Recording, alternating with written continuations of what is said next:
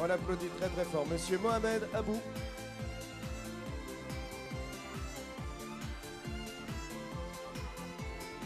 Bonjour Monsieur le Ministre. Soyez le bienvenu. Je vous laisse donc maintenant avec notre public, justement pour votre présentation, car en tant qu'ancien ministre du Tourisme et de la Culture d'Algérie, vous avez aujourd'hui donc de nouvelles prérogatives. Quelles sont-elles, justement? C'est allumé, il n'y a plus qu'à parler dans la boîte. Merci. Bien non, près, ben, près de la bouche. Voilà. Oui, je voudrais d'abord saluer tout le monde et puis je m'excuse de venir un petit peu rompre le rythme. Je sais que vous étiez entraîné avec de la belle musique et je crois que vous attendez encore que le rythme reprenne. Je vais essayer d'être très bref. Je suis venu uniquement vous parler un tout petit peu de mon pays et de vous dire que mon pays est en train de s'engager dans une extraordinaire aventure.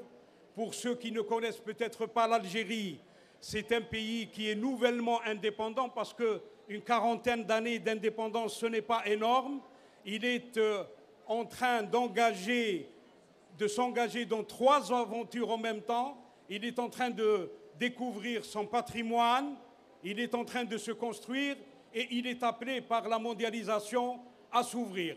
Donc vous savez, ce n'est pas très facile de reconquérir son identité, de se réconcilier avec son histoire et de préparer son patrimoine à être visité par l'autre.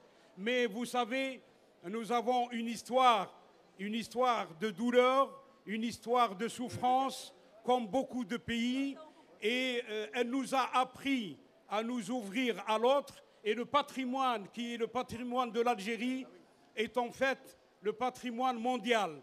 Parce que mon pays a été au cœur de toutes les civilisations. Il a connu de nombreuses civilisations dans le bassin méditerranéen. Il en a accompagné beaucoup. Il a reçu énormément de peuples. Ces peuples l'ont traversé. Ils l'ont parfois occupé, mais ils l'ont toujours aimé. Et ils ont laissé des traces.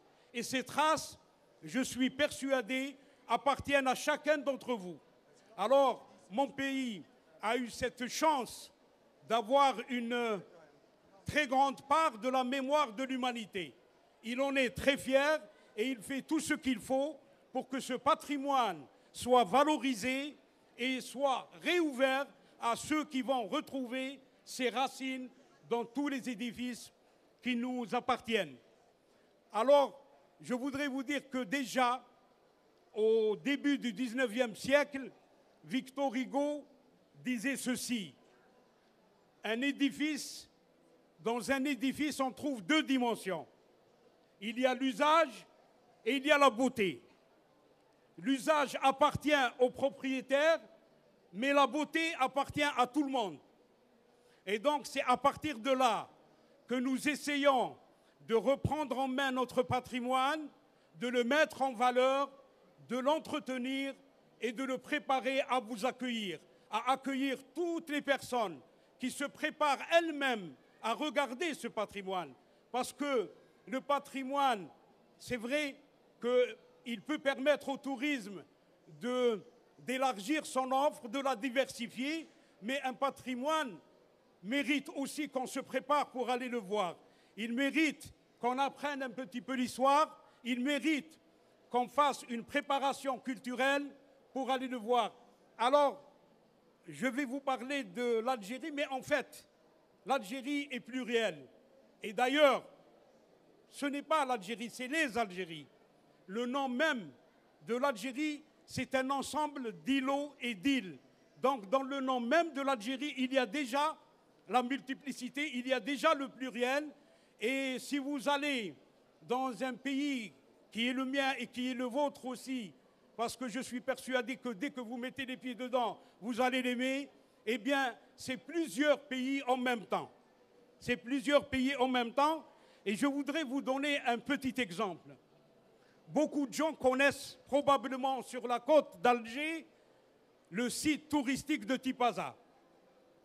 Et juste à côté, il y a sur le monticule un tombeau que les gens appellent communément le tombeau de la chrétienne. Eh bien, c'est un tombeau qui a été édifié par un roi numide qui s'appelle Juba II, qui est fils d'une mère numide et d'un père romain. Il s'est marié avec la fille de Cléopâtre, qui, elle, est égyptienne. Et elle a eu sa fille Sélénée avec Marc-Antoine, qui, lui, est romain. Et Juba II lui construit un tombeau sur un monticule en Algérie. Alors, je vous en prie, dites-moi à qui appartient ce tombeau? Aux Romains, aux Égyptiens, aux Numides, aux Arabes? Il est à tout le monde. C'est un patrimoine mondial. Et je crois que nous avons la chance d'être le siège de la mémoire d'une grande partie de l'histoire du monde. Et l'Algérie s'évertue aujourd'hui à reconquérir ce patrimoine, à le préparer et à le mettre à la disposition, si je veux utiliser un petit peu le langage des professionnels, à le mettre en tourisme, parce que ce n'est pas facile. Seulement, il y a, comme vous le savez, une petite contradiction. C'est que le patrimoine, il appartient à la sphère de la culture, qui, elle, a ses lois, alors que le tourisme appartient à la sphère économique, qui a aussi ses lois. Et bien que le patrimoine a besoin du tourisme pour être entretenu, parce qu'il faut beaucoup d'argent, et le tourisme a besoin de ce patrimoine parce qu'il faudrait qu'il ait quelque chose à donner aux touristes. Mais la rencontre n'est pas facile. La rencontre n'est pas facile parce qu'un patrimoine est fragile. Il faudrait savoir le protéger. Et il faudrait aussi le respecter. Et c'est pour cela que on essaye de vous montrer un petit peu à travers quelques images très rapides cette richesse extraordinaire qui demande au pays de faire un autre effort aussi extraordinaire pour se préparer à accueillir l'autre, à vous accueillir. Mais vous aussi, vous avez un effort à faire pour aller justement vers ce patrimoine, pour l'aimer, pour aimer ce patrimoine et pour lui donner le respect qu'il attend de vous. Donc moi je dis que les deux sphères du patrimoine et du tourisme, elles ont toutes les deux une obligation commune, c'est un respect mutuel. Et ce respect qu'une sphère doit à l'autre, eh bien, il est tout simplement ce que dans notre jargon nous appelons l'interculturalité. Il n'y a pas meilleur vecteur que le patrimoine pour divulguer la paix, pour divulguer la tolérance, pour divulguer le respect, pour divulguer l'amour entre les gens. Et je voudrais ne pas trop tarder et terminer par une petite phrase qui a été inscrite sur une pierre que j'ai découverte tout à fait par hasard à Majorque, qui a été prise certainement d'un édifice et qu'on a mis avec toutes les pierres de la jetée du port. J'ai jeté un peu d'eau sur cette pierre et j'ai lu en arabe. En arabe, il y avait écrit ceci: il n'y a pas de vertu sans amour. Donc il n'y a pas d'interculturalité sans amour. Et c'est pour cette raison-là que si nous voulons ouvrir notre patrimoine, il n'y a que le chemin de l'amour qui peut véritablement l'ouvrir à vous tous. Et si vous voulez venir visiter notre patrimoine, il n'y a que le chemin de l'amour qui puisse vous y amener. Merci beaucoup de m'avoir écouté.